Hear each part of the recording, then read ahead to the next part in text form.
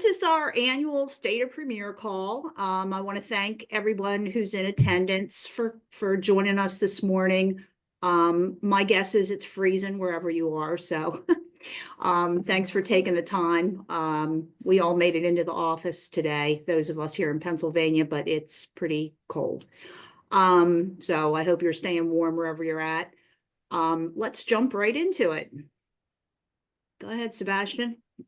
All right, thanks, Tracy. And like Tracy said, thanks for everybody who's on the call. Let's start out with numbers here. Total production for the group for 2024, about 25.5 million.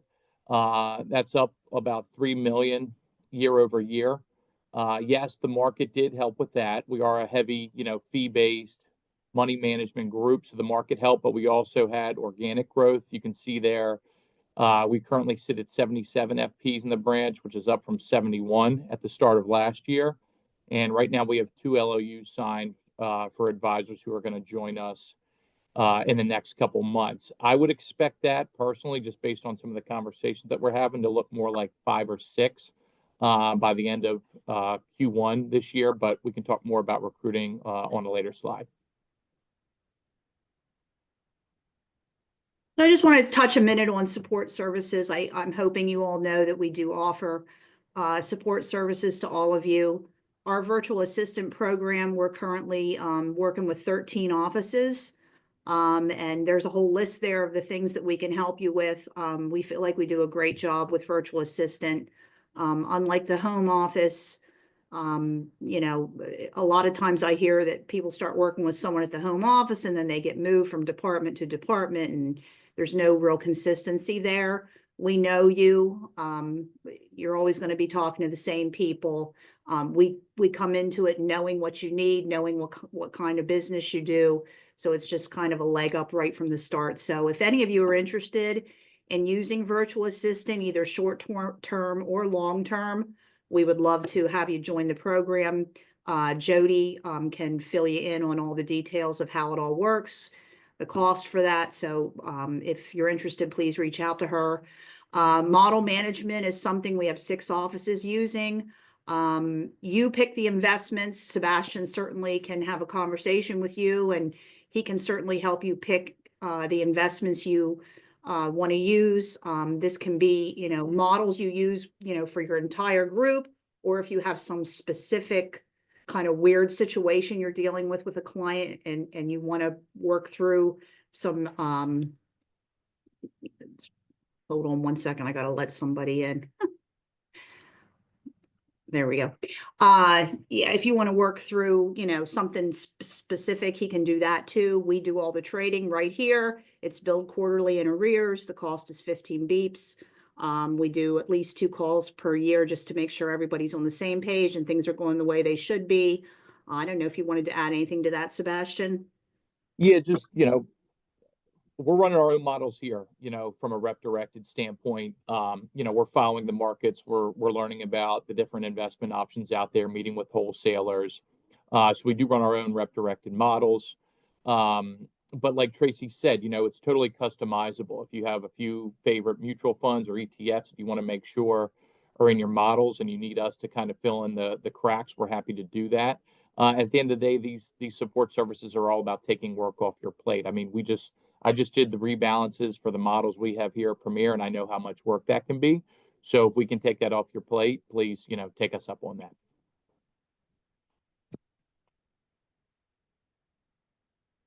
I wanted to cover some helpful branch tools that we have access to. Number one is our Premier Network website, specifically for our advisors, specifically the advisor resources page of the website. So as we come across helpful materials that we see online, get from our wholesalers, we're posting those materials to our website. So, make it a point to check in there every month or so and see what some of the updates have been. Jody's done a great job of helping me keep that page updated. And I really think there's some good stuff from a practice management standpoint, or even from like sitting down with a client, working through worksheets with them. So take a look at that. Just a reminder, we also have access to the Cedar team and private client solutions at CIR. Cedar team especially, we have a lot of, usually every week, Jen or myself or Christina are getting in touch with the Cedar team. And I'm not just talking the rank and file, we're talking about the higher ups, because we seem to come across a complex case that needs some special handling. And there's two ladies out there that do a really good job of handling those escalated cases. So if you ever get an escalated case, let us know and we're happy to take it to them. Private Client Solutions, just a reminder, they handle more complex like financial plans and maybe if you're dealing with a high net worth client and you feel a little over your skis with some of the things that you're going to need to address with them, the Private Client Solutions team is more than willing to hop on a call and talk to the client. Matt Guba runs that team. Think of them as kind of like an advanced markets team or advanced case design team at maybe some of the MGAs that you've worked with in the past. We have the Ascensus hotline. That hotline, you need to come through us to access it. That hotline is specifically for IRA, 401k, 403b questions. It's come in handy big time, especially with all of the questions that have come about with the beneficiary IRA rules that are now in place. So if you ever have a question about RMDs, beneficiary IRAs, 401ks, feel free to reach out to us if we can't help you here, or one of the CPAs in the group doesn't have an answer. We will get you in touch with the Ascensus hotline. Josh, do you want to talk about the Mass Mutual Retirement Learning Center? Yeah, absolutely. So the Retirement Learning Center that we get access to through Mass Mutual Investments is a really good service that is out there. There's ERISA attorneys on staff, CPAs, and it's really for retirement plans where they can answer questions that you might have. If you want to just bounce questions off an ERISA attorney or with plan design or a control group, affiliated service group, they have, we have access to those through me to reach out to those folks. They also can do a deep dive on a 5,500. So if you have a prospect, they can actually analyze a 5,500 for us, put together some talking points that we could use, and then they would actually literally get on a call with us to walk through what they found to poke some holes in the current plan. I really find that to be more helpful when the plan is audited. So plans that have a long form 5,500. So any plans of more than 100 participants now with that new rule. So that's it, Sebastian. Thanks, Josh. We also have a dedicated, what I'll call insurance sales concepts page, dedicated page that Ash Brokerage built just for Premier.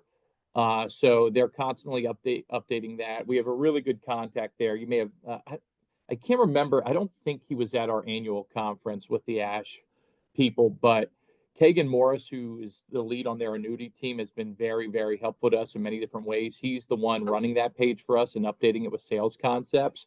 So after the call, I'll be sure we'll put together a follow-up email, and that link will be part of the follow-up email that we send out to the group.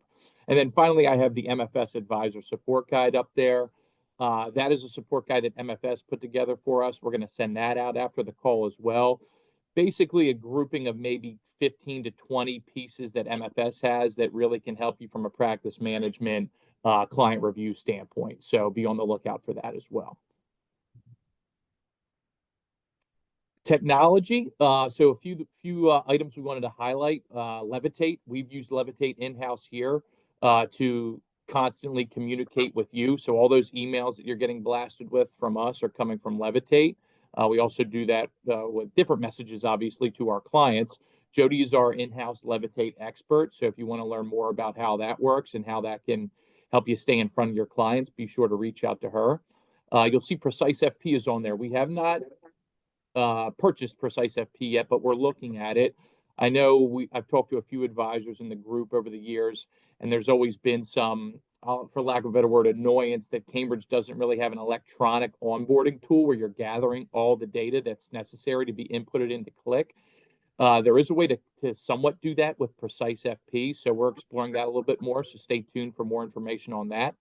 Jump AI, we had a call late in 2024 highlighting a few of the note-taking softwares. This has been a total game changer for our firm. We're using it with our clients now, and it saved us so much time behind the scenes on adding notes into WealthBox. It's unreal. We'll probably even start using it with you, the advisor, so long as you're okay with that, on certain calls like supervisory reviews and business reviews that we're going to talk about here in a little bit. But I strongly encourage you, if you're not already signed up or using it, you need to take a look at it because it's a total game changer in your practice. So if you need a contact there, feel free to reach out. We'll hook you up with our people from Jump. We do get a discount there. Happy to make that introduction. And finally, we have WealthBox. We have had a CRM for years, and like many, it probably was operating as a glorified phone book. Now we're using it, to I wouldn't say to its full capabilities, but we're getting there. We're doing tasks, we're doing workflows, we're making sure our data is clean. It's helping us both on the advisor recruiting side, the client side as well. So eventually, when we get up to speed on that in WealthBox and we feel like we have all our ducks in a row, we'll probably put together some training programs for anybody that's looking to, increase the usage of their CRM, specifically WealthBox. Big thing we took One more on this thing, year. sorry, Oh, Trace. go One ahead. more thing too. Be on the lookout. I don't think it's been approved yet, but we will be having a February technology call with a guy, Matt Den Hartog. He's kind of like Jim Silver's right-hand man. Many of you know Jim and have talked to him over the years. Matt's going to do a call similar to what Jim did last year, just highlight a few tech, pieces out there that have been helpful for Cambridge advisors. So be on the lookout for that invite. So, yeah, we've been doing coaching this year. We hired a coach. I think a lot of you have met Eric or know Eric from On3 Strategies. I will say that the largest indicator of growth is coaching. So hiring a coach, if you get the right coach, is never a bad idea, I don't think. But Eric has really helped us focus on the things that matter in our practice. It's become very granular. We've looked at our processes. He's kind of the one that has really spearheaded us to start using WealthBox to, its full capacity. He's streamlined a lot of our processes. He's encouraged us to eliminate a lot of menial tasks and things that we were doing manually. We're automating a lot of things now. He's really stepped up our marketing presence and helped us with marketing pieces. So he's been invaluable to our practice, and we really enjoy working with him. If any of you would be interested in talking to Eric, let us know. We're happy to give you his contact information. He is located in Maryland, so a lot of you, he's kind of right in your backyard. He does work with Jeff Tomasetti here in the group and us, and some other people at Cambridge. So, but he's not affiliated with Cambridge in any way, just so you know.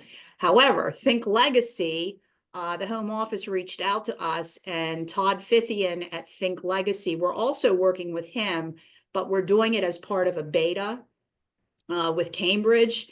They are thinking about using Think Legacy to offer a coaching program to the people at Cambridge, to all of you. And they asked a few offices to be in the beta. We were one of them.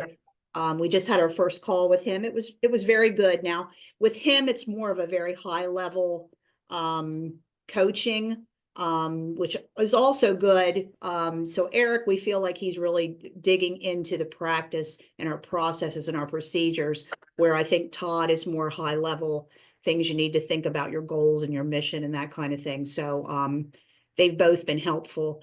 Our goal is to offer a coaching program to all of you that would be kind of our branch coaching. That's sort of a work in progress. Probably won't roll out till 2026, but it is something that we'd like to offer, most likely with Eric Sauer. So stay tuned for that. All right. So earlier I mentioned some recruiting success we had last year and early this year. Here are the numbers. We added 11 FPs to Premier in 2024, by far our best year in quite some time. Tracy, we'd probably have to go back, I don't know, to when to find the last time we added double-digit FPs in a year. And the goal this year is to do it again. We want to add 10 advisors again. We feel very confident we can do that. I would say that our recruiting pipeline is back in business. We're talking to more people than we have in quite some time. I mentioned we have 2 LOUs signed. I would be disappointed if we didn't have, like I said, 5 or 6 by the end of this quarter, and hopefully 10 FPs added by the end of 2025. We feel very comfortable with where we're at, what our story is, what we're offering, as far as just not just support as far as training goes, but also, you know, the upfront money component of it that an advisor is looking for when they make a move. Jen and Christina have put together a phenomenal transition program for advisors that are looking to make that change from one broker dealer to the next. So if you have anybody that, you know, is a friend and is unhappy where they're at or just needs to have a conversation with somebody, you know, we're always looking to have those conversations. We paid out one recruiting bonus to one advisor in the Premier Group last year. Believe me, we'd like to do a lot more of that. You know, I'd like to give out 5, 6, 7, 8, 10 recruiting bonuses this year because that means we're adding good FPs to the group. And one thing we also like to mention, we've had conversations from time to time. If you are looking for an associate or junior advisor to join your group, let us know. We'll sit down, have a conversation, tell us what you're looking for, age, you know, licenses, credentials, qualifications, experience. We'll, you know, run a list with Cambridge and kind of hone in on some of those individuals that maybe we want to go after in your neck of the woods. We'll put together email campaigns. We'll do direct calling. So just let us know. We're happy to hop in and help in that situation. Going in another direction. One thing we've also done, I mentioned, you know, some of the stuff we're doing on the tech side of things. Also, from a money management standpoint, yes, we do have our own models that we're running, but we have started to work with, you know, third-party money managers a lot more.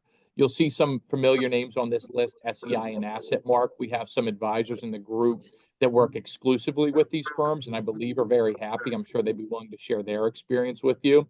I've been impressed with these firms as well. We now have some business with them.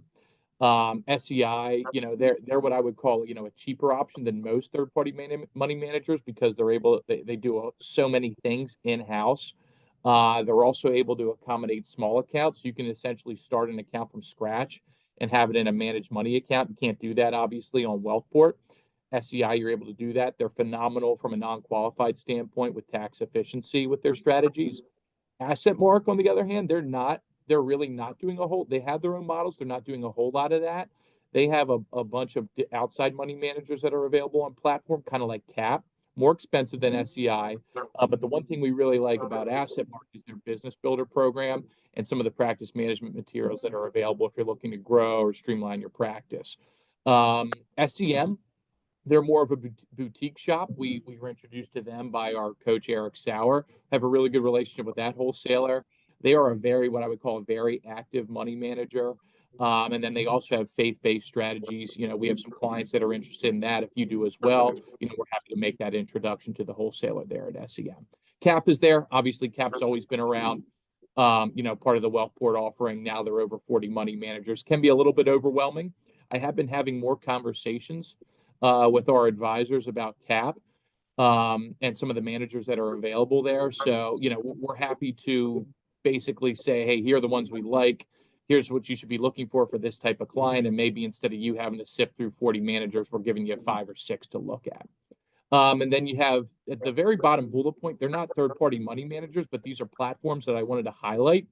Voya and Sammons both have mutual fund platforms. Voya's is called Select Advantage. Sammons is called Live Well.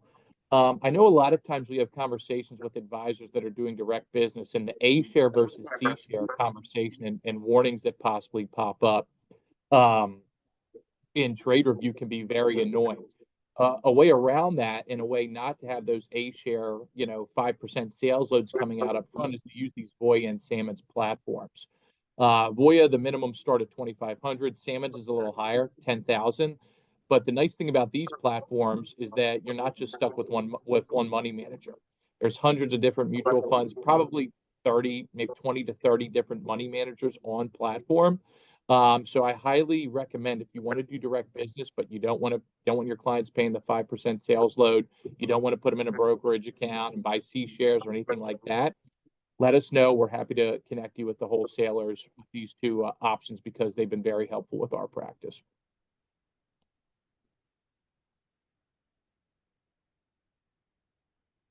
MGAs and insurance, talked about Ash a little bit earlier. We've been very pleased with the support they provided. Kagan's been great. Judd's been great, not just on a case design basis, but they've also sent plenty of leads our way from a recruiting standpoint. So we're very happy with them.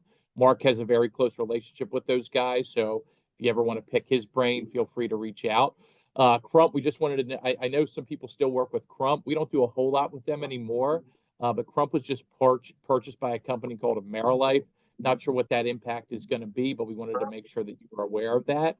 Annuity cases is a bullet point I have there. We've seen, just like I think the rest of the industry, we've seen increased annuity cases in the group in the last couple of years. It makes sense with the with RILAs out there and some of the income benefits that you're getting on some of these annuities now. I think in the past, Premier kind of got the rap that we were anti-annuity. Please, if you're looking at selling annuities and you're worried that we're, not going to like it, that's really not the case. We are happy to work with you. If you feel like an annuity is the best route to go, we're happy to work with you on suitability and concentration and all those things to make sure that the sale goes through and, basically passes the sniff test and what Cambridge wants to see. I know a lot of you, this isn't your world, but if you do have an interest in going there, once again, I've set it up 100 times already. We have a lot of good relationships with these wholesalers that are happy to walk you through some quality products that we've done our due diligence on.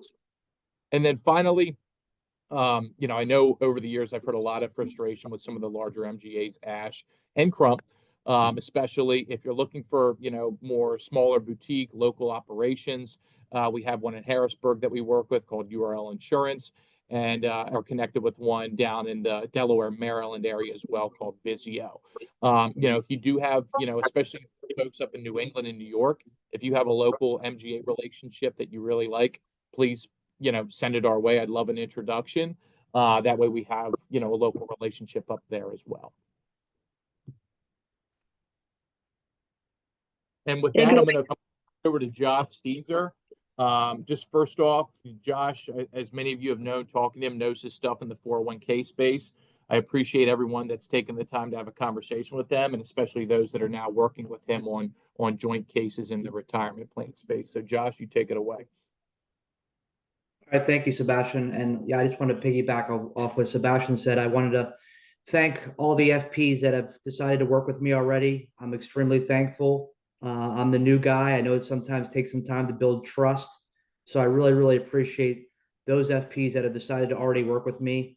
Hopefully, they've seen value. I have some people that if other FPs want to work with me, we could always put you in touch with a couple FPs that have already started to work with me and just talk about their experience working with me so far with their plans. Just want to run through some numbers. I started with 0 plans when I joined. I'm now working on 21 plans with advisors. Some of them are 100% mine of some of my own prospecting efforts, but majority of them are plans I'm working with other FPs in the OSJ. So that number continues to grow, and I think it will continue to grow throughout the year and the years to come. So that's very good. Just a couple of case studies.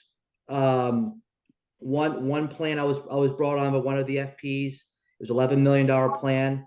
They were currently the record keeper is currently charging $89 per participant. When I got involved, I went back to that record keeper and was able to get their pricing down to $52 per participant. So that's an $11,000 savings that are passed back on to the participant. But that also it helps the advisor as well, because the less fee drag that we could have in the plan, the more those assets can grow. So, and we're all paid typically a percentage of assets.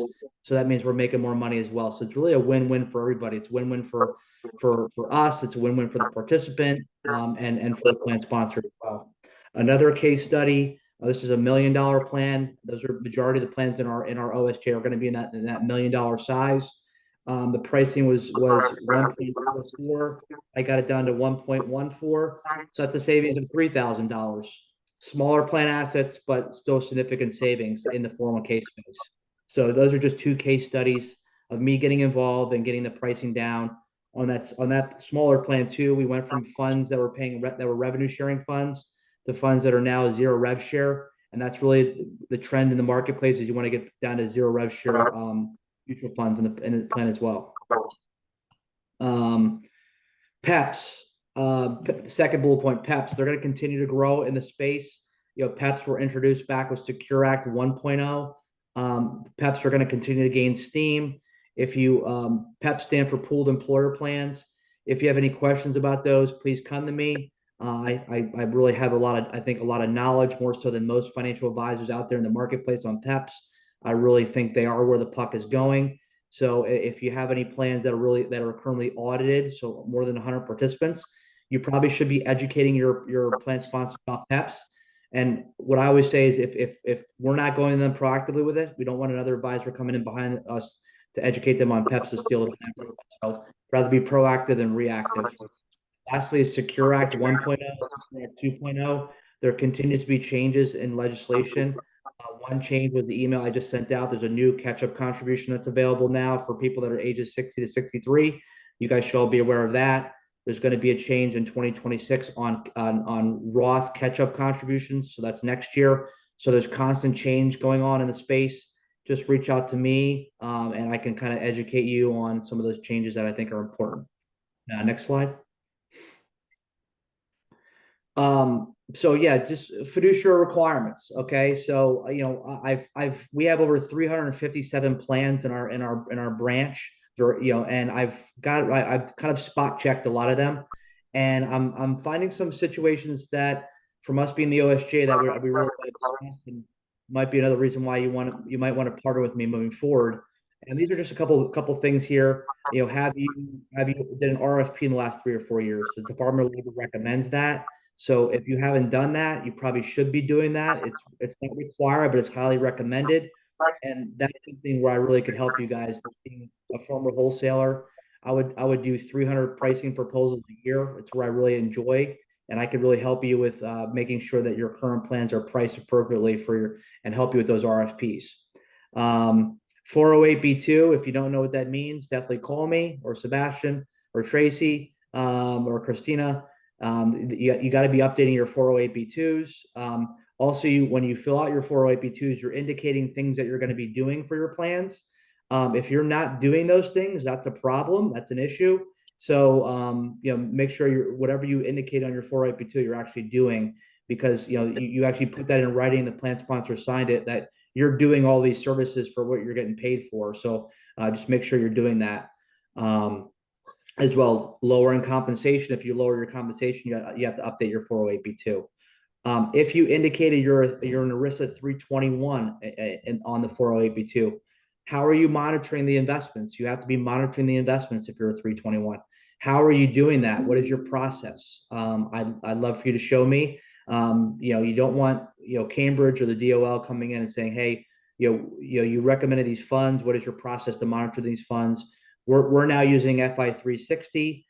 So you guys can work with me on that. We're going to use FI 360's IPS, investment policy statement, and their scoring system to monitor the investments in our 401k plans that we have and the ones that we're partnering with our FPs on. And lastly, are you doing an annual plan review? I'm sure you're doing annual reviews with your individual clients. Make sure you're doing those with your plans as well. That's something I'd be happy to help you with as well. Next slide. All right, so why should you be selling group retirement plans? The first bullet point I think is the most important one. For every dollar you make on a 401k, 403b, 457 plan, there's $7 of ancillary business. Think about working with that business owner. Think about buy-sell agreements. Think about participants need life insurance. They need 529 plans. They're going to have other assets for you to manage. And who likes to prospect? If you have a couple of 401k plans, that's a good referral source for prospects as well when people retire or change jobs as frequent as people are doing these days. It's also a growing asset in your book of business. I'm sure a lot of your clients are in distribution phase. This is a growing asset in your book of business as well. So that's another reason why you do plans.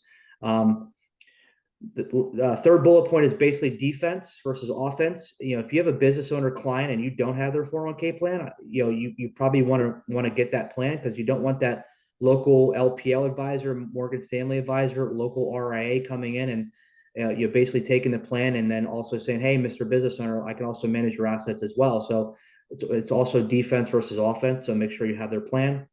And then lastly, just a plug for me. If you have prospects and are kind of don't know the first, what to do, bring me in. I'll help you close the business. We can come up with a split, and I'll do all the work and you can just get paid. So I think that's a pretty good situation as well. Next slide. This is just something, hopefully some of you FPs have already seen this. This is just kind of a guide of compensation split. This is just a starting point. It's not an ending point, so we can have a conversation, but okay, Josh, how do we split this business? How do how do you get paid? This is a nice little spreadsheet I put together. So it just kind of lays out. I base this off the old life insurance MDRT split back in the day. I was a old life insurance guy 15 years ago. So just kind of breaking down in 2020, 2020. And but like I said, we could have a conversation. This is just a starting point when we're kind of coming up with how we want to split compensation for the plans. You're going to hear maybe this broken record comment from me moving forward, but for you guys, most of your bread is butter is individual wealth. That's where you can make more money. So focus on the individual wealth and then partner with me on your retirement plans. And that's going to kind of be my common theme moving forward. So any questions, please reach out. Just want to end where I started and thank everybody who, again, is working with me. I hope to work with more of you. I'm a resource here that you're paying for indirectly. So, please use me as a resource. And I look forward to working with you guys moving forward. And now our favorite compliance person, Christina. And everyone's favorite topic, compliance. Yeah. Yep. So there's just a couple of things I just wanted to give quick hit reminders on. I have developed a great relationship with one of Cambridge's auditors. So he always gives me inside information on stuff a lot of times before it's announced through the Cambridge compliance alerts or weekly announcements. So one of the things he told me was the Form CRS delivery. So of course, a lot of you attach the Form CRS delivery to your DocuSign, or you may email it to the client.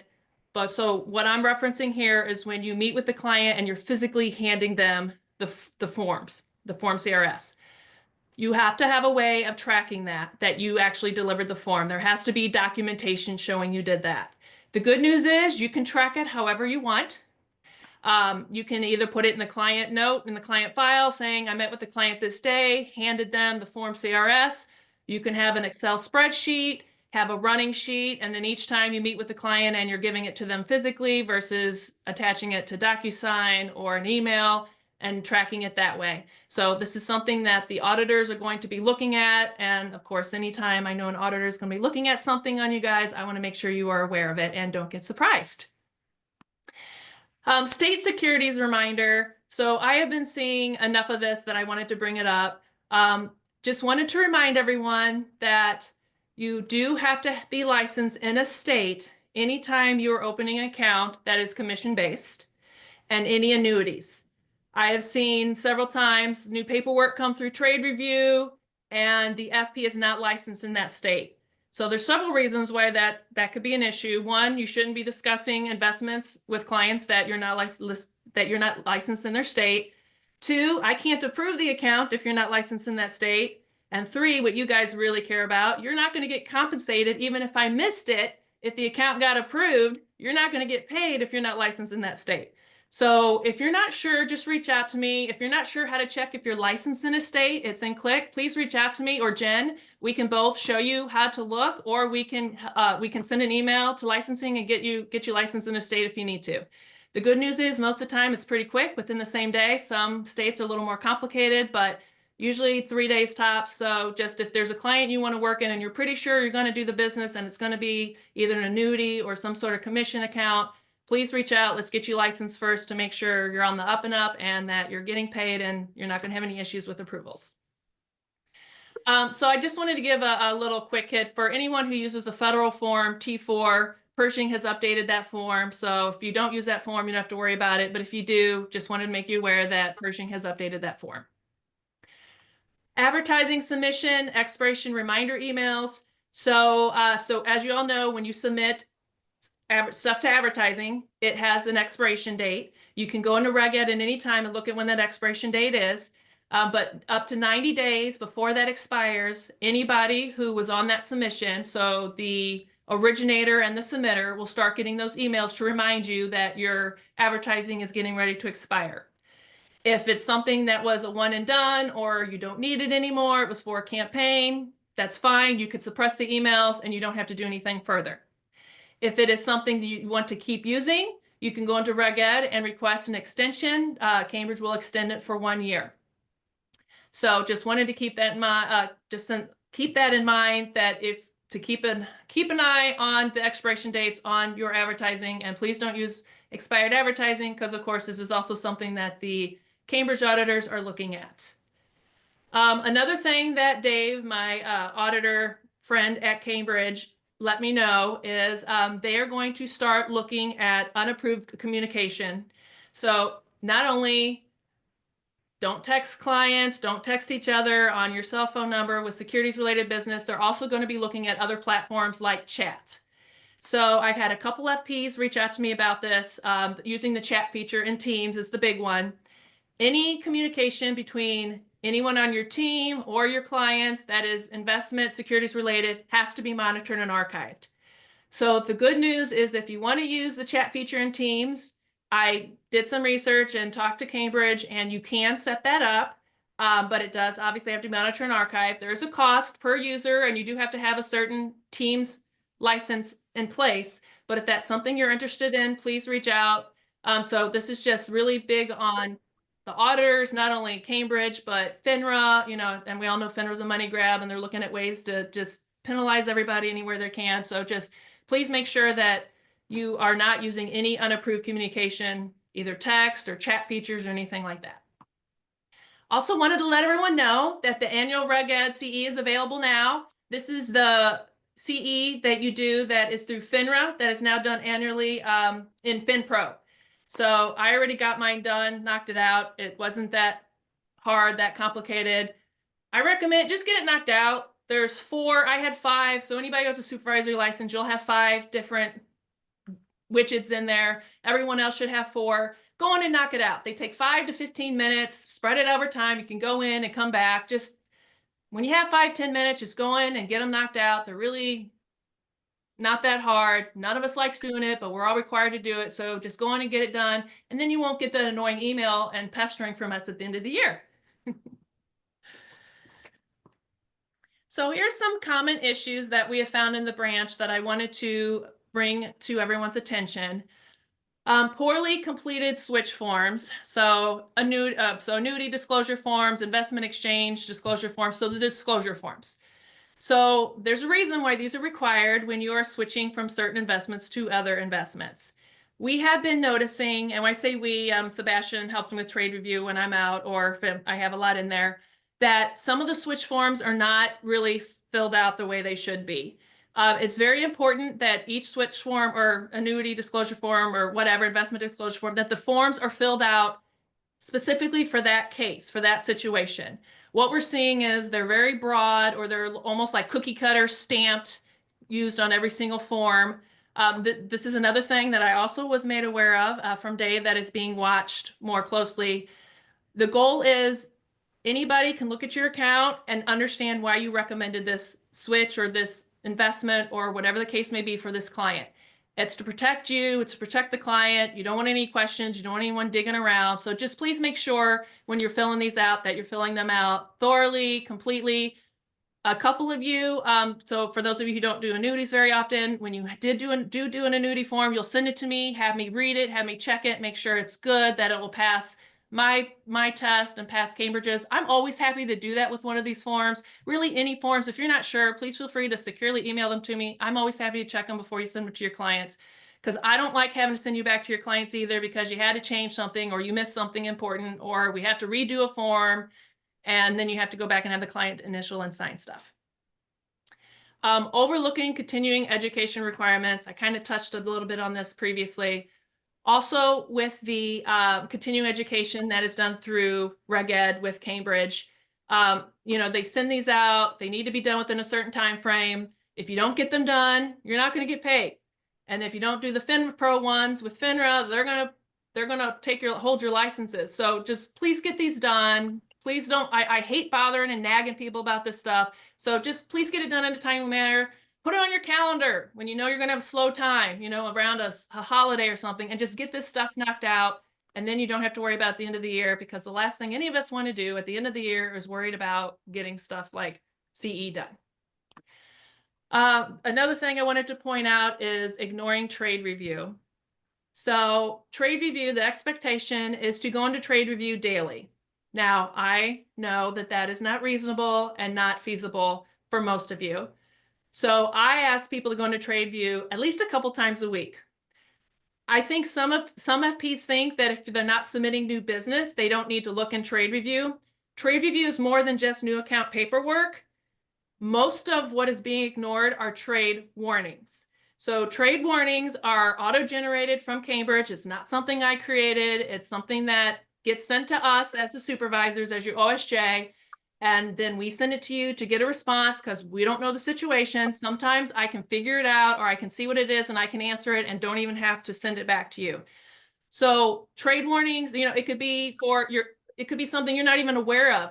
You have a direct mutual fund with the client and the client went and bought some A shares and didn't tell you. And then there's a trade warning that they're close to the next break point, stuff like that. So please do not ignore trade review. It's gotten to the point with some cases, we're talking months and months that it's going back and forth with the FPs. And when that happens, then Cambridge compliance gets involved and then we get nasty grams. So then guess what? Then we're going to get nasty too, because obviously, as we all know, crap rolls downhill. So please just go in there and check it. Even if you're not submitting new business, it could be a trade warning. It could be nothing at all. Just make it a habit, put it on your calendar to check it at least twice a week. I prefer daily, but I also am reasonable, and just keep an eye on that stuff. And if you have a question, reach out. I'm happy to help you walk through it. If you don't understand what the trade warning is, or if you don't understand if I had to send something back for paperwork isn't right, or you're missing a form, please always reach out. I'm always happy to help walk you through it. And I'll piggyback real quick. I told Christina to add that switch form bullet point. There was I forget when it was, she was out for a week or so, and I went into trade review and I really noticed that there were some switch forms in there that just were not very detailed at all. And believe me, I know, I sit on your side of the table. It's ridiculous the amount of forms that are required anymore. But if there's one form I always encourage advisors to fill out in a detailed manner, it's going to be that switch form, because that's probably the most scrutinized form by regulators when they come into the home office. That's the forms they're pulling, those and the disclosure forms. And on the disclosure form specifically, they're looking for switches and investment exchanges. So if we get, anything through from a compliance standpoint, it's, just be thorough on those forms. So speaking of ignoring trade review and letting your CE get to the end of the year, I just want to talk a little bit about delinquencies such as that. Let you all know, we did have to terminate someone at the end of 2024 because they had trade review they weren't doing. They had CE they weren't doing. They weren't following up on their audit from the home office, and the home office had to keep emailing them. And then ultimately they had a client who called the home office because they couldn't get a hold of the advisor, and it turned into a big mess. And I had to pull the plug on the guy, and I felt bad. He had been in the branch for many, many years, but it got to the point where I was sending certified return receipt letters to get him to respond, and it just was untenable. We couldn't do it anymore, and I had to pull the plug on him. Just a lot of back and forth that was not a good situation. We spent the last quarter of 2024, all of us here in the office, just constantly chasing people for items, sending emails back and forth, sending spreadsheets back and forth from the home office. Our team is just spending too much time on chasing people for trade review, chasing people for CE, chasing people for audit, follow-up. It's just getting out of hand.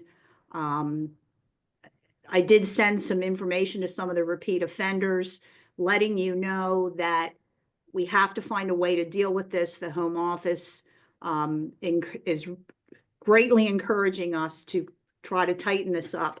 So in 2025, we're going to be doing a monthly dump at the end of the month and looking at who has things hanging out there that they haven't responded to. And if you have anything you haven't responded to, we're going to do a $100 enhanced supervision fee at the end of the month for those things, because we just can't take the time here. We've got really important stuff to do, and we don't want to be spending so much time chasing people. It's really not fair to the people who get things done in a timely manner. So please be sure you're keeping up to date on items. You're checking trade review, you're looking at your emails. Please look at your emails and follow through on things that you're being asked to do.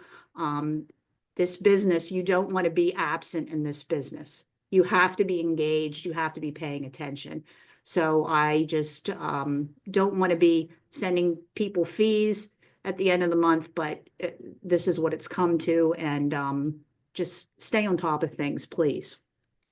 Yeah, if I could add a few words here, Tracy, it took us months of discussion to come to this decision. It was not an easy decision.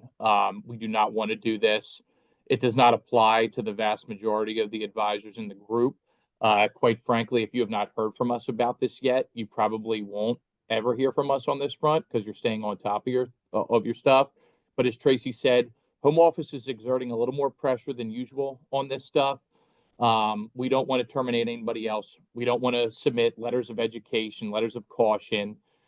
We feel that, this is one thing we can show them we're doing to at least try to remedy the issue. So if you are one of those groups that did hear from us about this update and want to talk through best practices and how to make sure this doesn't apply, please reach out. Believe me, we would be happy if we didn't levy one of these supervision fees in 2025. So please work with us on that.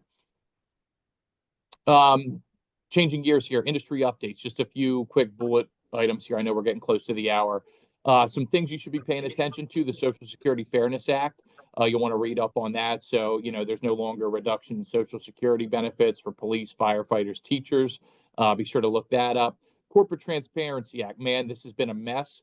Quite frankly, I don't even really know. I think there's a lot of confusion out there about where this stands right now. I know there was a January 13th deadline because it got pushed back from December 31st. I think even that has essentially been wiped away, and now it's almost at the Supreme Court level at this point.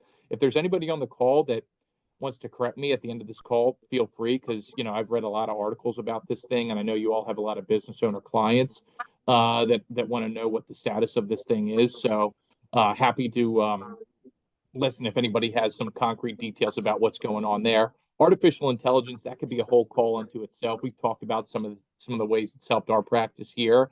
Be sure you're brushing up on all the ways it can help your practice. Lean on us. We're happy to share how we're using it, how other advisors are using it, but also the pitfalls and the dangers that can come with it.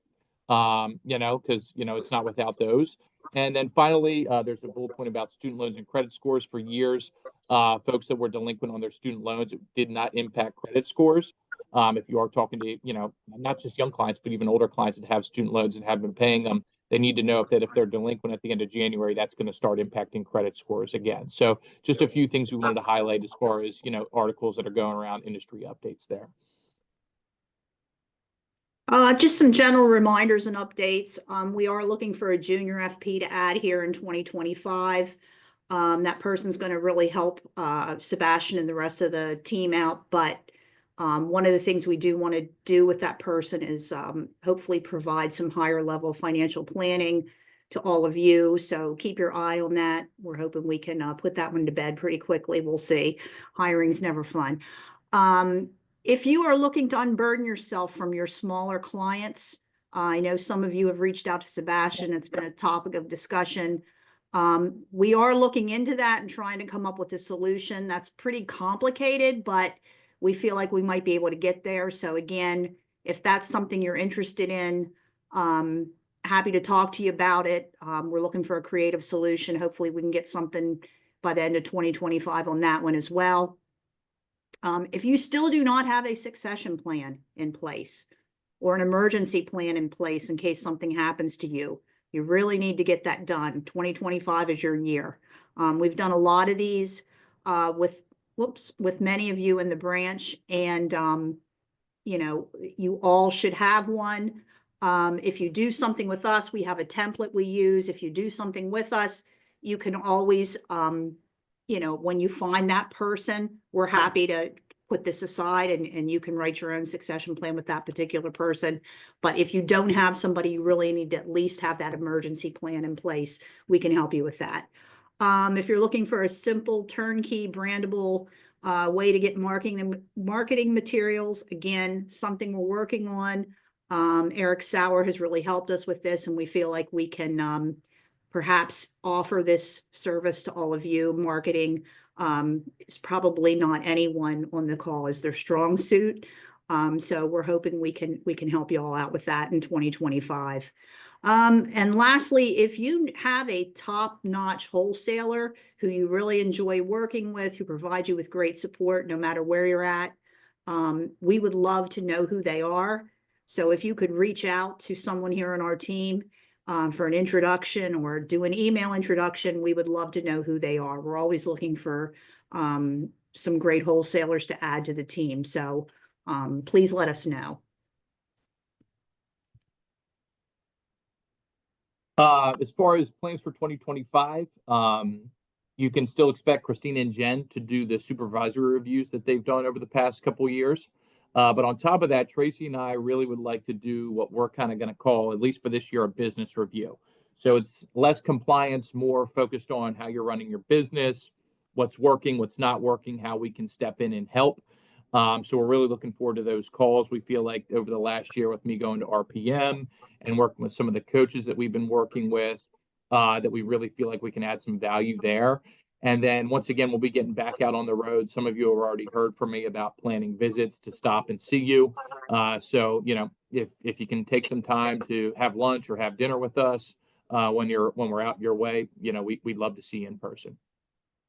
And then, sorry, I think you're going to cover that. Yeah, next slide here. Yeah. Whoops. Oh my gosh. Hold on. Events. So, events. So we're going to continue the monthly calls last Tuesday of the month throughout 2025. Keep an eye on the emails about those. We plan to have some good info for all of you. We always record them and share them with everybody on the website or through an email. So watch for those. Christina's going to continue to do the quarterly compliance updates. I think they're very helpful. Sebastian mentioned earlier a technology update call that he's going to be doing in February, but we'd like to have a few of those throughout the year because technology is there's just always something new and innovative that can be helpful to all of you. We're going to be doing quarterly client webinars. We're going to be holding those in the evenings. And you are free to invite your client to those calls.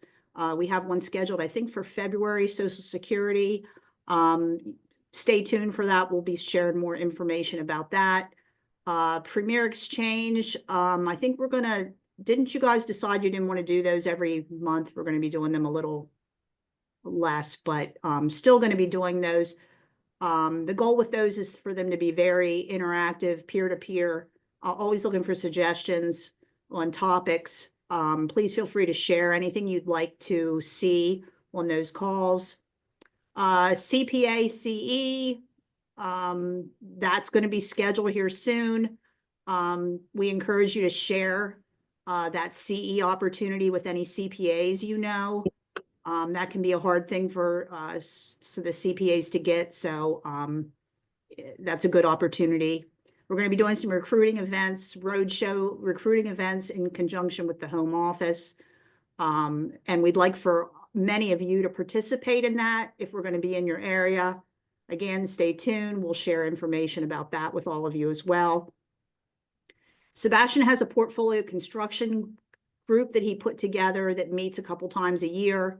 If you would be interested in joining that group, reach out to Sebastian. He can tell you more about that group and what they do.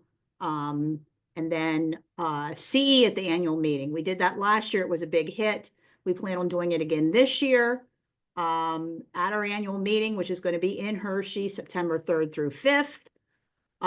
Ignite is also going to be in DC this year, August 20th through 22nd. We plan to be there. We plan to bring a couple of our people from the team here down to DC. We would love to see you all there. We might do something fun as a group. So that is a work in progress, but hoping to see a lot of faces that we recognize there in DC. It's going to be at the Gaylord. It should be a nice event. So Sebastian, anything you want to add to those events? Just a few highlights with that quarterly client webinar. I know we somewhat did that this year. I know it didn't work out too well with our participation. We think a lot of it had to do with time of day. We had it middle of the day. Some of the topics I think maybe weren't relevant for everybody. We're going to be more focused on doing calls like Social Security, Medicare, long-term care, education financing, things like that. And it's going to be held. It's Josh, is it 7 o'clock at night that we decided to have those? I think it's 7 Yeah, o'clock. it's 7. Mhm. So yeah, as Tracy said, we're gonna, we're handling, we'll handle invites, we'll handle planning and prep and dealing with the wholesalers. If, you guys want to send us your client list to send the invite to, feel free. We're happy to do that. And yeah, Tracy, I think that's all I mean, with the CPA CE, I don't know if anybody in our group signed up for the one that we originally had scheduled for the beginning of the year. We apologize. That had to get canceled. T. Rowe Price had an issue with with broker Ed's cybersecurity practices, something odd. We didn't really have any control over, so we will be rescheduling that for after tax season at this point. But yeah, that's all I had. Just like Tracy said at the beginning of the call, thank you. We can't do this without those of you that are on the call and those of you that are going to watch the recording. 2024 was a great year, and we expect more of the same in 2025. Yes, thank you all. And if any of you have any questions or you want to follow up on anything we talked about, we'd love to hear from you. Please reach out. We will be sending the slides out and some of the links to some other relevant materials out to all of you. So watch for that. And I suspect this is going to be posted up on the website as well. So thank you all. Hope you have a great day. Hope you stay warm.